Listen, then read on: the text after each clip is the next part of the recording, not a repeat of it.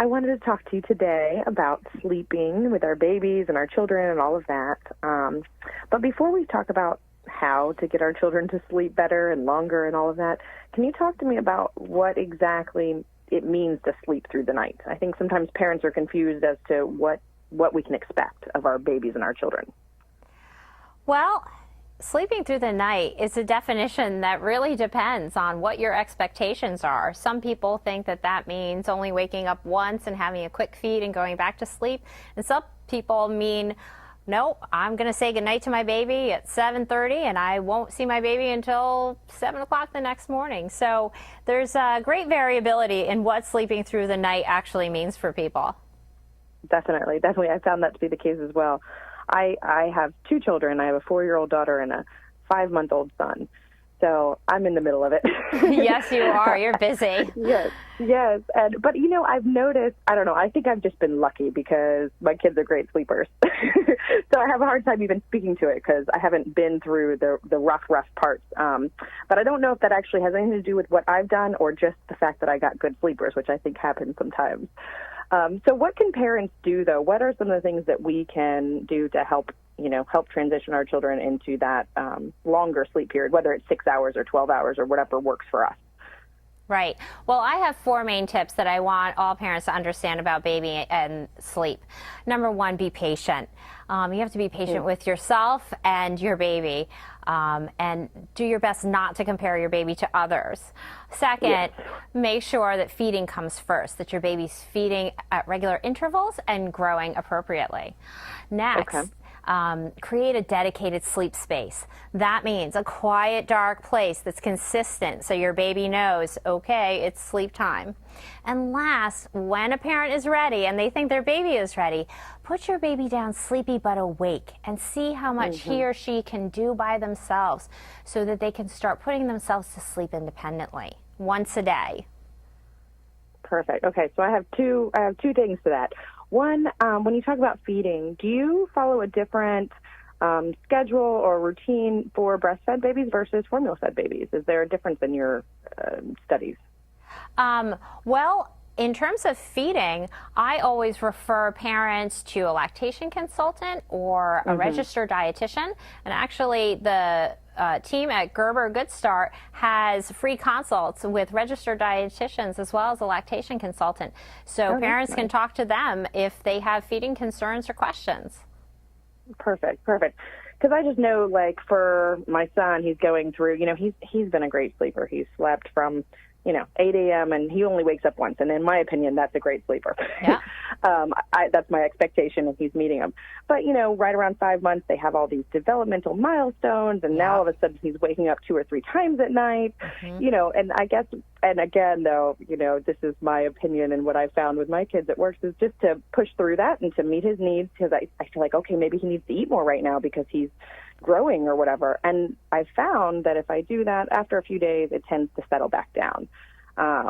But again, it's like I talk to parents. I have some mom friends that their babies wake up in the middle of the night and are awake for 2 or 3 hours, just wide awake. So they face challenges that I feel like I haven't faced. So in something like that, when you teach these tips for getting your baby to sleep and how it's kind of like the beginning of the night, do you follow the same strategies for middle of the night when your baby wakes up and has issues like that?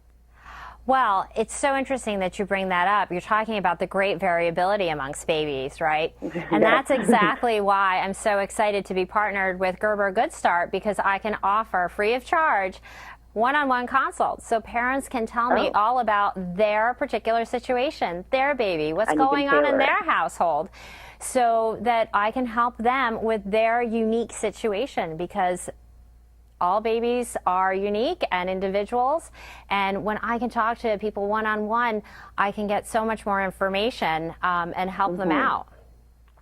So you mentioned that Gerber Good Starts is making this available for free of charge. How do our members find out about that? That sounds great. Yeah. Well, parents can go to the gerber.com/EverydayFamily Experts website. They can use a self-scheduler, pick a time that's convenient for you to talk to me. I'm available 5 days a week.